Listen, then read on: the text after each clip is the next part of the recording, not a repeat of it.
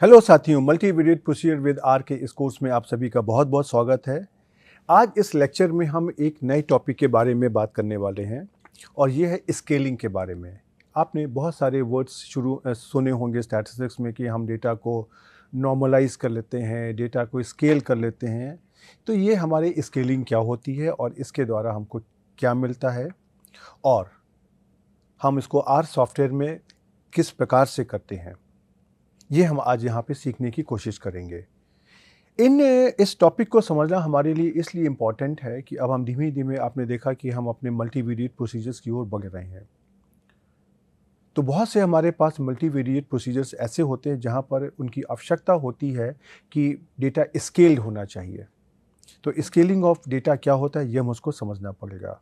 और साथ ही आपका जो भी डेटा आता है, एक तो ओरिजिनल डेटा हो गया और दूसरा आपने उसको स्केल कर दिया। तो आपका जो स्केल्ड डेटा है, अगर हम दोनों के ऊपर अपने स्टैटिस्टिकल मेथड्स को लगाएंगे, उनमें क्या अंतर आता है, इसके लिए आपको स्केलिंग को समझना बहुत आवश्यक है। जब हम रियल लाइफ में काम करते हैं तो जो भी डेटा हमारे पास आता है, वह डेटा मुझे कभी ये नहीं बताता है हाथ खड़ा करके कि आप मेरे को स्केल कर लीजिए। डेटा तो डेटा है, वो तो जिसको जो करना है वो अब डेटा अपनी इच्छा से कार्य किया करता है। वो क्या कार्य कर रहा है, यही तो मुझको समझना है और अपने स्टैटिस्टिकल टूल के माध्यम से उसको बाहर निकालना है। तो उसके लिए हम जब भी रियल लाइफ में आते हैं, तो जब अक्सर होता है कि हम अपने प्रोसीजर को दोनों डेटा पर लगाते हैं, ओरिजिनल डेटा पर भी और स्केल डेटा पर भी, और देखते हैं कि किस जगह पर उसका हमारा आउटकम है, वो हमारे रियल लाइफ में जो आउटकम आ रहा है उससे ज़्यादा मैच कर रहा है। और उसके अकॉर्डिंग हम ये फैसला करते हैं कि मुझको अपना जो भी स्टैटिस्टिकल प्रोसीजर लगाना है, वह मुझको ओरिजिनल डेटा पे लगाना है या स्केल डेटा पे लगाना है। तो चलिए हम इस लेक्चर में ये जो हमारी सेंटरिंग, स्केलिंग क्या होती है और साथ में जेड स्कोर्स क्या होते हैं, उसके बारे में बात करते हैं। और आप देखोगे कि ये हमारे डेटा को यूनिट फ्री बना देते हैं, राइट। जैसे कि अगर हमारे पास 3 वेरिएबल्स हैं, अगर एक हमने लिया है हाइट मीटर में, वेट किलोग्राम में और एज साल में, तो अगर हमको इनको यूनिट फ्री बनाना है तो हम डेटा को हम स्केल कर देते हैं या हम नॉर्मलाइज कर देते हैं। उसके बाद क्या होगा कि ये जो हमारा ट्रांसफॉर्म डेटा होगा, ये हमारा यूनिट फ्री हो जाएगा। और जब यूनिट फ्री हो जाएगा तो उसके ऊपर हम अपने स्टैटिस्टिकल प्रोसीजर लगाएंगे, उनका कुछ और इंटरप्रिटेशन आएगा और उनका एप्लीकेशन अलग अलग तरीके से होगा। तो चलिए हम इस लेक्चर को आरंभ करते हैं और देखते हैं कि हम अपने डेटा को किस प्रकार से नॉर्मलाइज करते हैं, किस प्रकार से सेंटर करते हैं और किस प्रकार से स्केल करते हैं। चलिए ओके, तो अब हम पहले तो इस बात की बात करते हैं कि हमको स्केलिंग क्यों चाहिए। आपने देखा है कि जो भी हम अपना एक्सपेरिमेंट करते हैं उसमें हम रैंडम वेरिएबल्स के ऊपर अपना डेटा इकट्ठा करते हैं और डेटा की हमारी हरदम कुछ ना कुछ एक मेजरमेंट यूनिट होती है। जैसे कि हमने अगर हाइट पर डेटा लिया है तो मीटर या सेंटीमीटर में होगा, वेट में अगर डेटा लिया है तो किलोग्राम या ग्राम्स में होगा इत्यादि। सपोज हम इस डेटा को यूनिट फ्री बनाना चाहते हैं, अर्थात उस डेटा की कोई यूनिट जैसे किलोग्राम या मीटर नहीं होनी चाहिए। तो उसको अचीव करने के लिए हमारे पास स्केलिंग एक ऐसी टेक्निक होती है जो इसको यूनिट फ्री बना देती है और उसके बाद हम डेटा को आपस में कंपेयर कर देते हैं, राइट, क्योंकि दोनों डेटा हमारे यूनिट फ्री हो गए। जैसे हम कहें कि अगर हमको हाइट को वेट से कंपेयर करना है, इसका कोई मतलब नहीं बनता है। दोनों चीज़ें अलग अलग है, दोनों की यूनिट अलग अलग है, लेकिन अगर हम उनको यूनिट फ्री बना देते हैं तो हम उनकी दोनों की वैल्यूज़ को आपस में कंपेयर कर सकते हैं, राइट। अब बात ये आती है कि ये स्केलिंग और स्टैंडर्डाइजेशन हमारा करता क्या है। तो जो स्केलिंग अथवा जो स्टैंडर्डाइजेशन है, ये हमारे डेटा को इस प्रकार से ट्रांसफॉर्म करता है कि नए डेटा का जो मीन होगा वह 0 शून्य और स्टैंडर्ड डिवीजन उसका 1 होगा, राइट। और इस तरह का जो भी हमारा स्टैंडर्डाइजेशन होता है, इसको हम जेड स्कोर भी कहते हैं। आप देखोगे स्टैटिस्टिक्स में ये बहुत ही पॉपुलर नाम है और इसको हम इस तरह का जो स्टैंडर्डाइजेशन होता है उसको हम इस प्रकार से निकालते हैं, जैसे कि x minus x bar divided by standard division, अर्थात observation minus mean divided by standard division. और अगर हम खाली x माइनस एक्स बार करते हैं तो खाली हम सेंटरिंग करते हैं। और हमारे पास एक और तरीका होता है इसको नॉर्मलाइज करने का कि हम xi divided by I 1/n summation i goes from 1 to n xi square का स्क्वायर रूट लेकर के करते हैं, राइट। तो ये हमारे कई तरीके होते हैं जिनके द्वारा हम अपने स्केलिंग और स्टैंडर्डाइजेशन को अचीव करते हैं, अर्थात डेटा को इस प्रकार से स्केल या स्टैंडर्डाइज करते हैं। अब हम आपको यहाँ पे दो चीज़ों को एक साथ बताते हैं कि एक तो हमारा आर सॉफ्टवेयर में इसका क्या कमांड होता है और आर सॉफ्टवेयर जो कार्य कर रहा है उसको आपको मैनुअली भी करके दिखाएंगे, सो दैट कि आपको ये कॉन्फिडेंस हो जाए कि आप किस कमांड के द्वारा किस प्रोसेस को फॉलो कर रहे हैं। तो आर में हमारा एक कमांड होता है स्केल, SCELE। ये जो हमारा कमांड होता है ये हमारा कोई भी हमारा डेटा वेक्टर हो या मैट्रिक्स हो, उसके जो हमारी जो कॉलम्स होते हैं या जो डेटा होता है वो उसको स्केल करता है और इसके हमारे पास अलग अलग ऑप्शंस होते हैं। जैसे हम अगर अपना कमांड लिखते हैं स्केल, इसके अंदर हमको साथ में एक्स देना पड़ेगा जो हमारा एक न्यूमेरिकल वैल्यू या एक मैट्रिक्स डेटा फ्रेम कुछ भी हो सकता है, और उसके साथ में हमको देना होगा एक ऑप्शन होता है सेंटर। तो सेंटर का मतलब ये होता है कि हम हर एक ऑब्जर्वेशन को उसके अर्थमेटिक मीन से क्या हम सब्ट्रैक्ट करना चाहते हैं, राइट। तो देखिए इससे क्या होता है आपको हम दिखा दें। अगर हमने मान लीजिए xi को हमने अगर अर्थमेटिक मीन से अगर सब्ट्रैक्ट कर दिया और हम अपने सारे इन ऑब्जर्वेशन का अगर हम सम निकालते हैं, राइट, तो ये क्या हो जाएगा हमारा summation i goes from 1 to n xi minus n times x बार। और अगर समेशन xi देखेंगे तो ये क्या हो गया nx बार माइनस nx बार, ये हमारा 0 हो जाएगा, राइट। तो इसलिए आप अगर देखेंगे कि अगर आपने ऑब्जर्वेशन को सेंटर कर दिया है और उसका अगर आप जो भी सम या अर्थमेटिक मीन निकालेंगे तो वो हरदम 0 आएगा। तो इसलिए अगर हमको खाली सेंटर करना होता है तो हम कह देते हैं ट्रू, हमारा लॉजिकल ट्रू है, और अगर हमको इसको खाली सेंटरिंग नहीं करनी होती, खाली अगर नहीं चाहिए, देन हम इसको यहाँ पे फॉल्स कर देते हैं अगर हमको सेलिंग नहीं करनी है तो। और इसमें से डिफ़ॉल्ट हमारा होता है ट्रू, और उस केस में जो भी हमारी सेंटरिंग होती है वो हमारी रूट मीन स्क्वायर से के द्वारा करी जाती है। रूट मीन स्क्वायर क्या है, ये जो मैंने आपको क्वांटिटी दिखाई थी 1/n square root of summation i goes from 1 to n xi square, इसके द्वारा करी जाती है। उसी तरीके से आप देखोगे एक और यहाँ ऑप्शन है स्केल। तो स्केल के द्वारा हम ये बताने की कोशिश करते हैं कि जो भी हमारी सेंटरिंग है वो हमारी स्टैंडर्ड डेविएशन के द्वारा हो रही है। तो डिफ़ॉल्ट हमारा होता है ट्रू, राइट, और इस केस में जो भी हमारी स्केलिंग है वो हमारे ऑब्जर्वेशन को सेंटर कर उसके स्टैंडर्ड डेविएशन से उसको डिवाइड कर दिया जाता है, राइट। तो इसलिए जो हमारा ऑप्शन है सेंटर का, ये बताता है हमको कि किस प्रकार से कॉलम को सेंटर करना है, राइट। और इसकी हमारे पास दो ऑप्शंस होते हैं ट्रू और फॉल्स, उसके अकॉर्डिंग आप उनको अपने हिसाब से यूज़ कर सकते हैं। और अगर हम कह देते हैं फॉल्स तो इसमें से हमारी कोई सेंटरिंग नहीं होगी।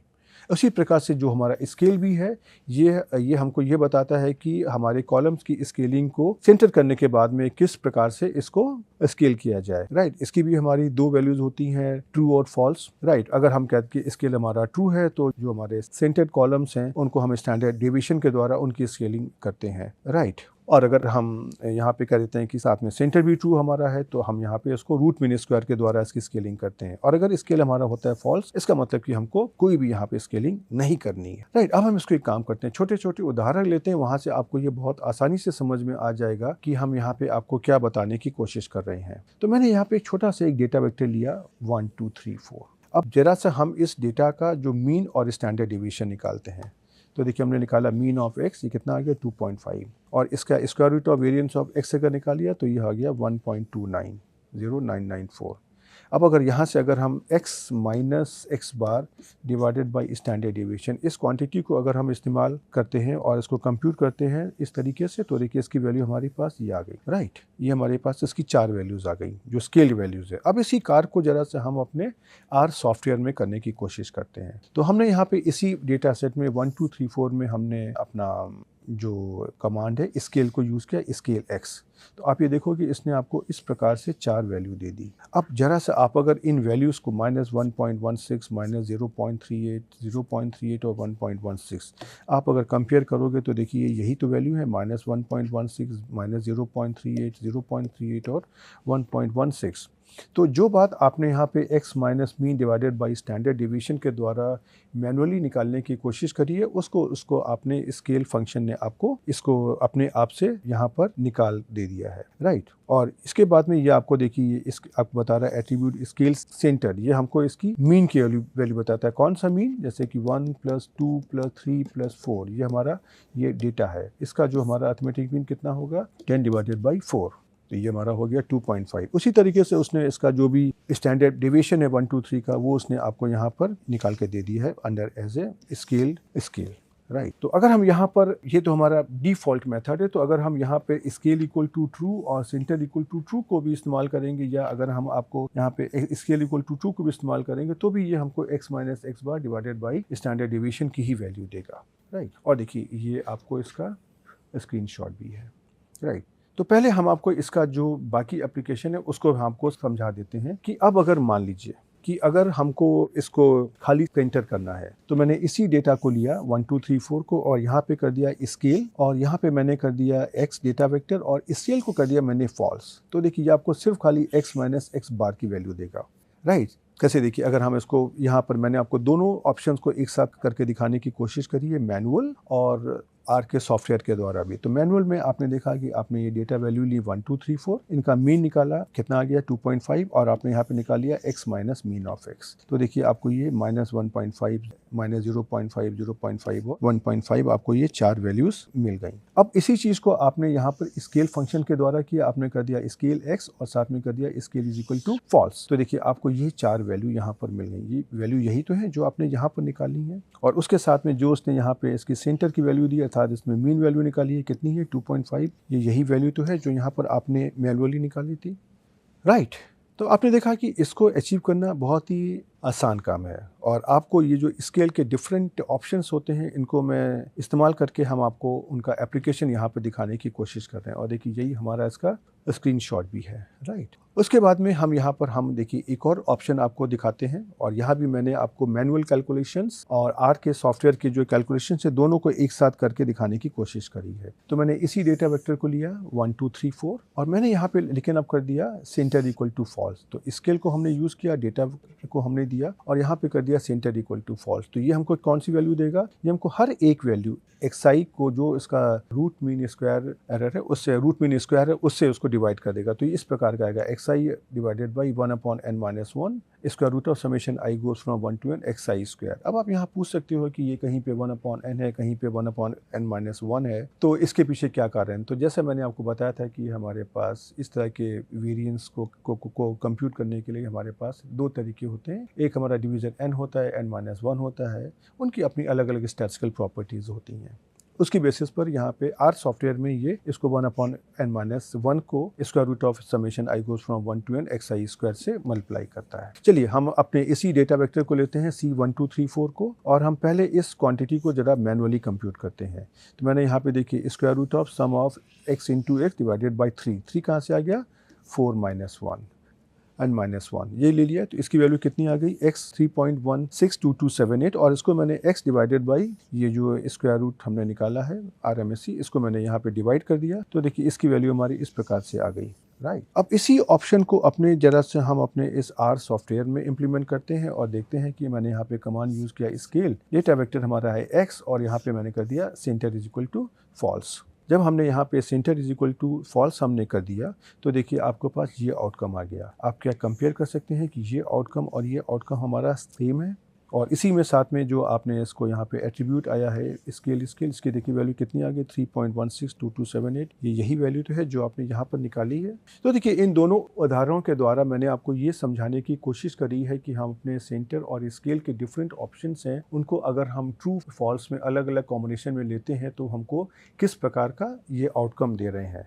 और ये आपके लिए समझना बहुत ही आवश्यक है, क्योंकि जब आप अपना कार्य जब भी आप अपने आर सॉफ्टवेयर में करोगे, तो आर सॉफ्टवेयर क्या करेगा, उसको तो वही करेगा जो आपको चाहिए, लेकिन आपको क्या चाहिए ये तो आपको आर को बताना पड़ेगा। उसके लिए आपको उसको आर की भाषा में सही कमांड देना पड़ेगा। उसके लिए इन ऑप्शन को समझना बहुत आवश्यक है। तो चलिए हम इसको यहाँ पे जरा सा पर हम एग्जीक्यूट करते हैं, तो आप देखोगे यहाँ पे स्केल x अगर हम करते हैं तो देखिए इसकी कितनी वैल्यू आ गई इस प्रकार से, राइट। तो ये आपका क्या हो गया, ये आपका देखिए यही वैल्यू तो आ रही है। और अगर साथ में आप अगर यहाँ पर आप अगर ये स्केल या जो अपना जो खाली ऑप्शन है स्केल इक्वल टू ट्रू, अगर इसको अगर आप अप्लाई करते हो तो आप देखोगे कि वही वैल्यू देखिए आपको मिली है जो आपको पहले मिली थी -1.16 -0.38 एक्सेट्रा। उसी तरीके से देखिए जब आपने स्केल इक्वल टू ट्रू और सेंटर इक्वल टू ट्रू किया तो भी आपको यही वैल्यू मिल गई। और जब आपने खाली स्केल इक्वल टू ट्रू किया, क्योंकि सेंटर इक्वल टू ट्रू हमारा डिफॉल्ट होता है, तो भी देखिए जो वैल्यू ऊपर आई थी वही वैल्यू यहाँ भी आ गई,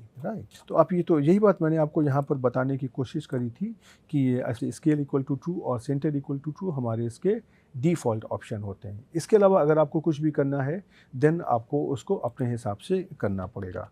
अब अगर हम यहाँ पे कर देते हैं कि स्केल इक्वल टू फॉल्स, तो उस केस में देखिए क्या आ जाएगा, ये देखिए इसने खाली x माइनस एक्स बार कर दिया। हर एक ऑब्जर्वेशन 1 2 3 4 को उसने 2.5 से सब्ट्रैक्ट कर दिया और इसका आप अगर सम निकालेंगे तो देखिए वो भी 0 आ जाएगा, राइट। और उसी तरीके से आप अगर यहाँ पे अगर सेंटर इक्वल टू फॉल्स अगर कर देंगे तो उसमें से क्या आपका देखिए होगा, आपने इसको यही ऑब्जर्वेशन निकाल दिए और यही ऑब्जर्वेशन तो देखिए आपके यहाँ पर आ रहे थे। यहाँ पर आपने इसको हर एक ऑब्जर्वेशन को आपने रूट मीन स्क्वायर से आपने स्केल करने की कोशिश करी है, राइट। तो देखिए ये जो मैंने आपको उदाहरण लिए हैं, ये उदाहरण मैंने आपको एक डेटा वेक्टर पर लिए हैं। अब मैं आपको यहाँ पर ये बताना चाहूँगा कि अगर हम इसी उदाहरण को अगर हम अपने डेटा फ्रेम पर या अगर मैट्रिक्स में लेते हैं तो वो किस प्रकार से कार्य करता है, क्योंकि जब भी हम मल्टीवेरिएट प्रोसीजर की बात करेंगे तो जो हमारा डेटा इनपुट होगा वो तो हमारा डेटा फ्रेम या मैट्रिक्स के द्वारा ही होगा। तो चलिए हम यहाँ पे देखिए अपने इस डेटा वेक्टर C1 2 3 4 के साथ में एक और डेटा वेक्टर ले लेते हैं 10 20 30 40। ये हमने आपको आसानी से समझाने के लिए ऐसा एक डेटा वेक्टर लिया है और उसका हम एक डेटा फ्रेम तैयार कर लेते हैं। डेटा फ्रेम तैयार करना देखिए आपको आता है, आप कमांड यूज़ करेंगे data dot frame x, y और इसका जो भी वैल्यू है उसको मैंने df(xy) में हमने स्टोर कर लिया है। तो देखिए ये आपका डेटा फ्रेम बन के आ गया। अब हम एक काम करेंगे, जो हमने अपने डेटा वेक्टर पर ये सारे कमांड्स लिए हुए हैं स्केल के डिफरेंट ऑप्शन के साथ में, उसको हम यहाँ पे अपने डेटा फ्रेम के साथ भी इस्तेमाल करने की कोशिश करेंगे और आपको दिखाते हैं कि दोनों में एक ही उत्तर आता है, लेकिन उसको हमको किस प्रकार से इंटरप्रेट करना है। तो देखिए अब आपको ये तो भरोसा हो गया है कि जो भी हम मैनुअल कैलकुलेशन करते हैं और जो हमारे आर के द्वारा आउटपुट आ रहा है दोनों हमारे सेम है, दोनों समान है, इसलिए अब हम यहाँ पे मैनुअल कैलकुलेशन नहीं करेंगे, सिर्फ आपको हम आउटकम के बारे में बताएंगे। तो देखिए जब हमने यहाँ पे स्केल किया df(xy) पर, ये हमारा क्या है, डेटा फ्रेम। तो देखिए इसने हमको हर एक कॉलम को x minus x bar divided by SD कर दिया कि उसने पहले कॉलम का मीन लिया और पहले कॉलम के ऑब्जर्वेशन का स्टैंडर्ड डिवीजन करके उसने आपको ये वाला कॉलम दे दिया। उसी तरीके से उसने दूसरे कॉलम का मीन और स्टैंडर्ड डिवीजन निकाल करके उसने आपको सेकेंड कॉलम की वैल्यू दे दी, राइट। जैसे उसने आपको पहले एक ही वेरिएबल का मीन बताया था, उसने अब आपको दोनों वेरिएबल की मीन बता दी है कि x वेरिएबल का मीन है 2.5 और y वेरिएबल का मीन आपका है 25.0 और साथ में जो उनके स्टैंडर्ड डेविएशन भी उसने आपको यहाँ बता दी है कि पहले वेरिएबल का जो स्टैंडर्ड डेविएशन है 1.29 और दूसरे वेरिएबल का स्टैंडर्ड डेविएशन है 12.9, राइट। और उसी तरीके से जब आप अगर इसमें अपने स्केल इक्वल टू फॉल्स के ऑप्शन का यूज़ करेंगे तो ये क्या करेगा, खाली ये सेंटर कर देगा, राइट। तो इसमें से आपको देखिए क्या हो गया, उसने हर एक वैल्यू को x माइनस उसका जो सैंपल मीन है वहाँ से डिवाइड कर दिया है। तो सैंपल मीन में यहाँ पे क्या हो रहा है, जो भी x ऑब्जर्वेशन हमारे पहले कॉलम में दिए हैं उनका उसने मीन निकाल के हर अपने उस रिस्पेक्टिव कॉलम के हर एक एलिमेंट को उससे सब्ट्रैक्ट कर दिया। तो देखिए जो आपका मीन यहाँ पे कितना आया था 2.5, तो उसने x के हर एक कॉलम को उसने 1 2 3 4 को 2.5 से सब्ट्रैक्ट कर दिया और उसी तरीके से y कॉलम को भी उसने देखिए जो उसका मीन आया था 25 उससे उसको सब्ट्रैक्ट कर दिया और उसने आपको जो एक आउटकम इस प्रकार से दे दिया। तो मैं आपको ये जो दिखाना चाहता था कि जब आप कोई डेटा फ्रेम अगर लेते हैं तो उसके अंदर भी जो भी हर एक ऑपरेशन हर एक वैल्यू पर हो जाते हैं और इसका ऑपरेशन में किस प्रकार से हो रहा है वो कॉलम वाइज है कि हर एक जो भी वेरिएबल है उसका जो भी मीन और स्टैंडर्ड डेविएशन है उसके द्वारा उस वेरिएबल को स्टैंडर्डाइज किया जाता है, राइट। अब हम देखिए इसी ऑप्शन के अंदर में हम आपको अब सेंटर इक्वल टू फॉल्स कर देते हैं। तो जिस प्रकार से हमारा एक डेटा वेक्टर में हमारे ट्रांसफॉर्मेशन हुए थे जहाँ पर हमने इस xi को उसकी रूट मीन स्क्वायर से डिवाइड करके स्केल किया था हर एक डेटा वैल्यू के लिए, अब ये कार्य हमारा हर एक कॉलम के लिए हो जाएगा। तो देखिए जो भी आपका x का डेटा था वो आपका उसी प्रकार से स्टैंडर्डाइज हो गया और जो y का डेटा है वो आपका उसी प्रकार से स्टैंडर्डाइज हो गया, राइट। और जो भी इसकी रूट मीन स्क्वायर की वैल्यूज़ आई हैं x और y कॉलम के लिए वो देखिए इस प्रकार से आ गई, राइट। उसी प्रकार से देखिए ये आपका इसका स्क्रीनशॉट भी है। चलिए हम आपको इसको पहले आर सॉफ्टवेयर में करके दिखा देते हैं जिससे कि आपको कॉन्फिडेंस आ जाए। तो देखिए सबसे पहले हम अपने इस डेटा फ्रेम को तैयार कर लेते हैं, राइट। तो देखिए ये आपका डेटा फ्रेम आ गया।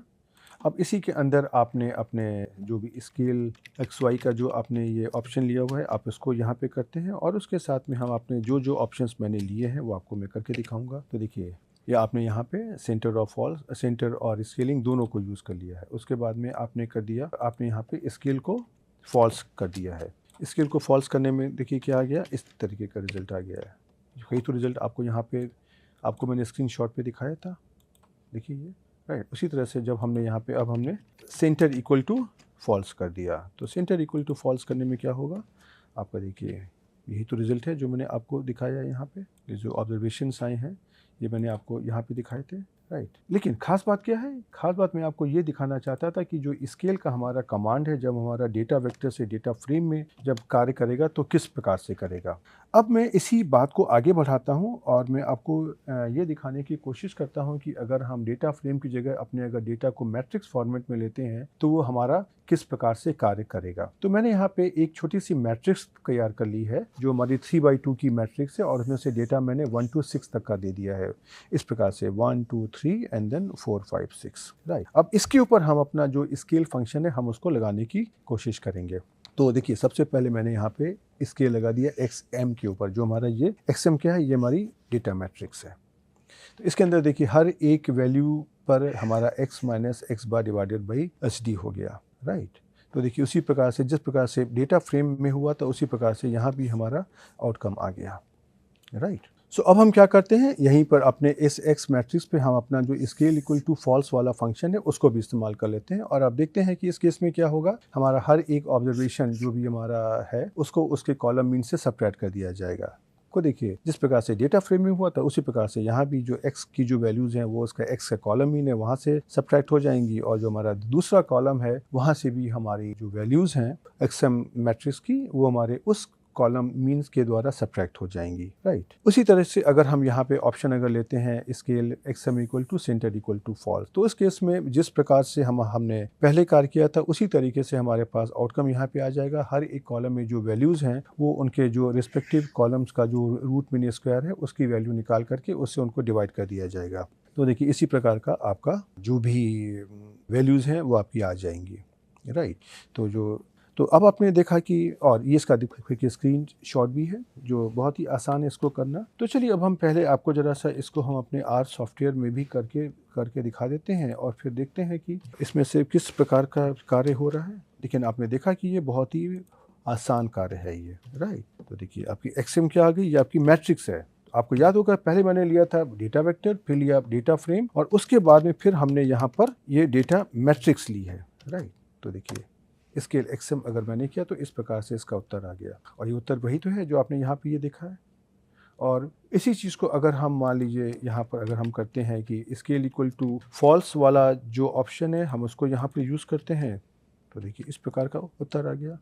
और इसी में अगर हम मान लीजिए सेंटर इक्वल टू फॉल्स का ऑप्शन अगर हम यूज़ करते हैं तो देखिए आपको इसी प्रकार का उत्तर जो मैंने आपको स्क्रीन में दिखाया स्लाइड में स्क्रीनशॉट में वही उत्तर तो मिलेगा आपको, राइट।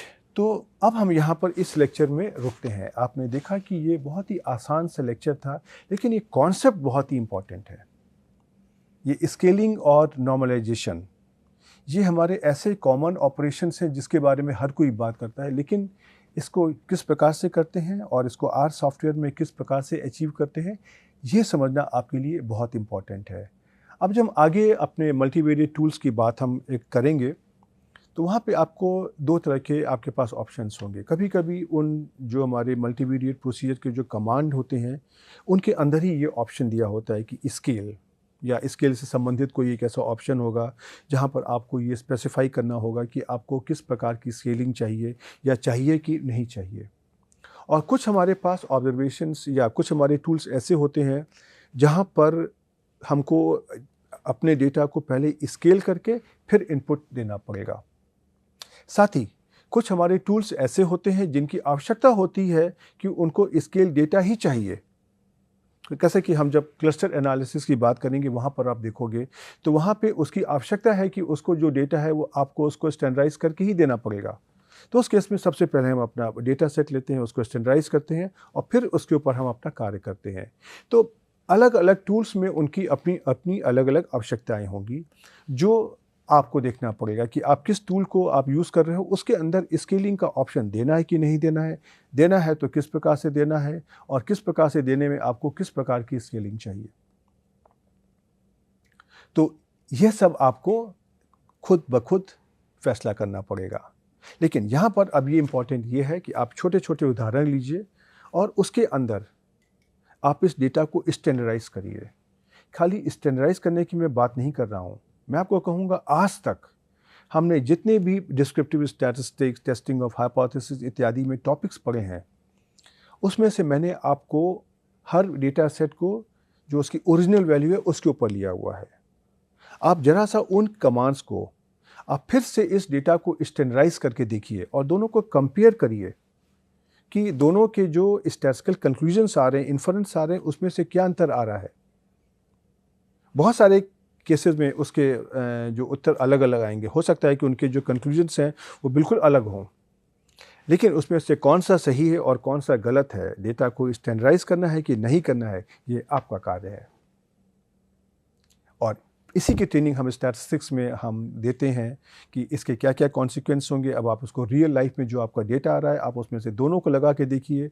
और एक तरीका जो मैं पर्सनली सजेस्ट करता हूँ, आपको सॉफ्टवेयर में काम करना है, दोनों के आउटकम्स आपके कुछ सेकंड्स में आ जाते हैं। आप दोनों के ऊपर अपनी एनालिसिस कर लीजिए और देखिए कि जो रियल लाइफ में जो हमारा आउटकम आ रहा है वो किस एनालिसिस के द्वारा उसके ज़्यादा क्लोज है, नंबर 1। नंबर 2, इस कोई भी गिवन कंडीशंस में हमारा जो इंटरप्रिटेशन आएगा किस डेटा के साथ में बेहतर आएगा, स्टैंडर्डाइज्ड डेटा के साथ में या नॉन स्टैंडर्डाइज्ड डेटा के साथ में। और जिससे भी आपको उत्तर उसका ठीक लगे आप उसको फॉलो कर लीजिए। तो चलिए आप इन चीज़ों की प्रैक्टिस करिए और हम आपको अगले लेक्चर में एक नए टॉपिक के साथ में मिलने फिर आएंगे। तब तक के लिए गुड बाय।